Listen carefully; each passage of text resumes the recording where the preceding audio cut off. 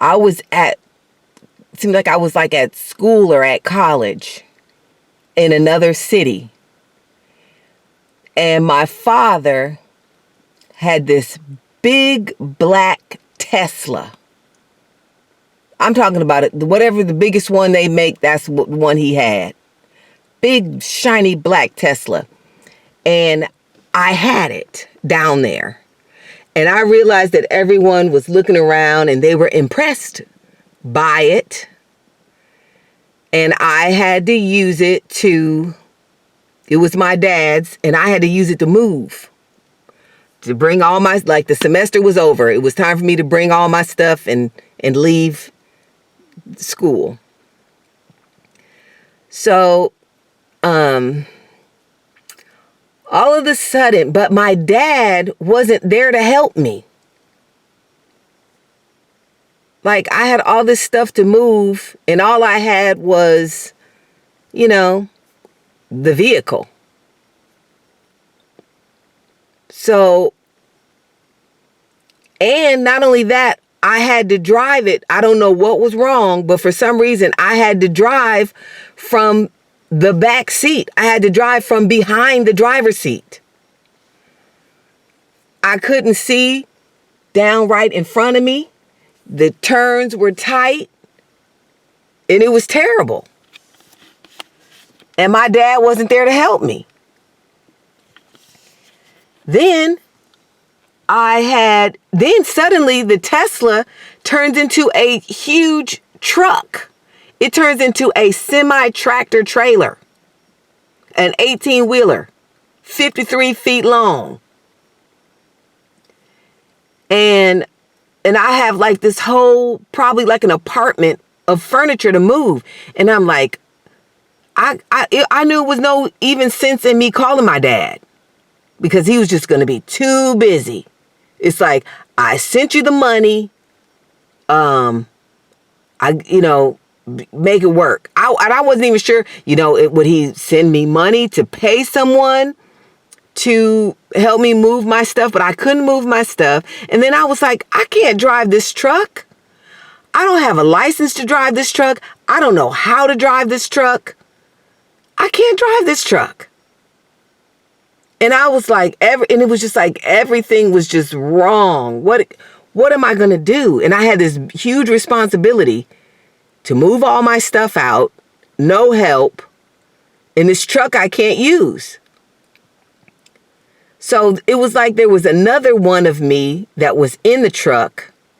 And I was like hoping like, okay, don't go too far, like pull over. And I'm thinking, I just need to just call my dad and tell him I can't do this that he's given me to do.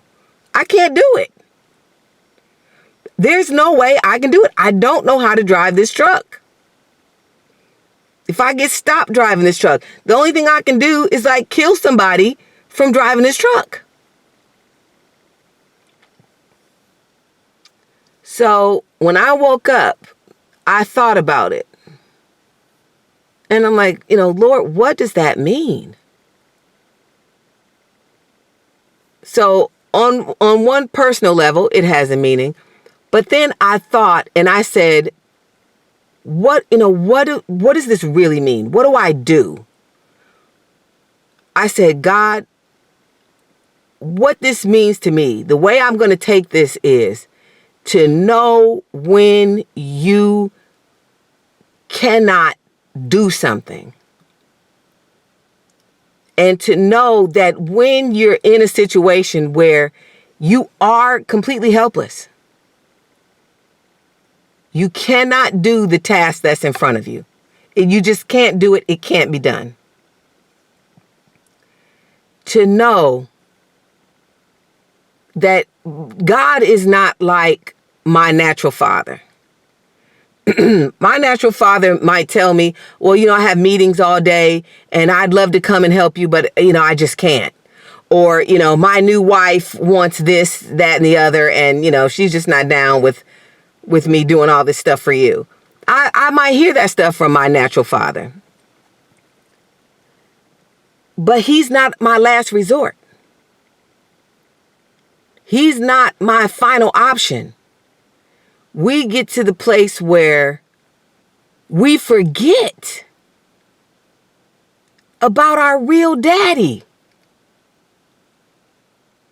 We forget that there's someone who just wishes that when we get in these situations, that we would come to him, that we would remember, you don't have to sin.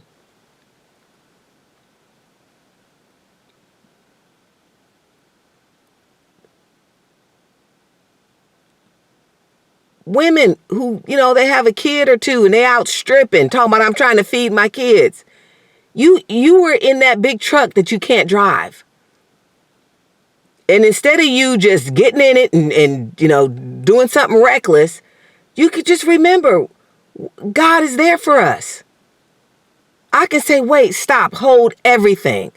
I don't care what it looks like on the outside. I don't care how much pressure I'm in to move out of this place, to get in this truck and drive it, no matter how many people are expecting me to do this. I can just say, wait, stop everything. I'm not going another inch. I'm going to get on my knees and I'm going to say, Lord, I need you. None of these options that are laid out in front of me are acceptable. I'm at the Red Sea. The sea is in front of me and the Egyptians and Pharaoh are closing in fast behind me. There is no way that I can do this. But in you, there is a way. So I'm going to stand still and see the salvation of our God. So that's what I thought about when I was in that situation with that truck. Like, I can't drive this truck. There's no way I can drive this truck. I'm not doing it. There's got to be another option.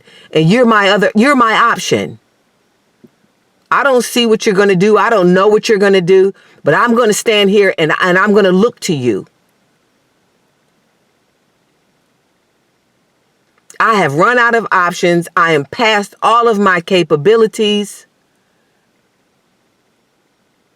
but I'm going to ask you for help. And something in me knows that you're going to answer. I know you are. And I'm going to see the miraculous. And people around me are going to see the miraculous, and they're going to want to follow my daddy too. So let's fast. So we can see while the way in front of us is closing up, we can see the windows of heaven open up. Everybody's going to see the windows to heaven soon. But it's not going to be to their advantage. It's going to be a sad day. But we want to be ready, and we want to help make as many other people ready as we can. And we need power. Power, power, power. And the way we're going to knock on the doors of heaven, the gates of heaven, is through our empty bellies. And we're going to put our flesh 6 feet under. So our spirit men can live and submit themselves to God, and we can be used of him. All right. So that's enough. So starting now, 6 o'clock or 3 p.m. if you're not used to fasting. We're going to do like Daniel did. Eat no pleasant bread. Now, that doesn't mean you don't eat bread. That means you're not going to eat, this fresh baked French bread with butter on it. You can eat a piece of Wonder Bread. You can you just eat plain things. Nothing, no delicious meals. Plain food. Plain. Like how the Hebrew boys ate pulse and beans. I mean, beans and water. And also,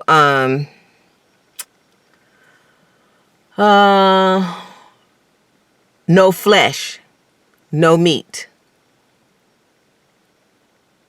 No meat and no sweets. That would be pleasant food. That would be delicious food. So just change for delicious food for the word pleasant bread. Follow your conscience. And if it's not a sacrifice to you, is not going to be considered a sacrifice before the Lord. And you want to make that sacrifice because you want this to be effective. You want to give your flesh a death blow that it won't have time to recover from, and you won't be dealing with your flesh for the next, 365 days or however much time we have left. Anyway, God bless.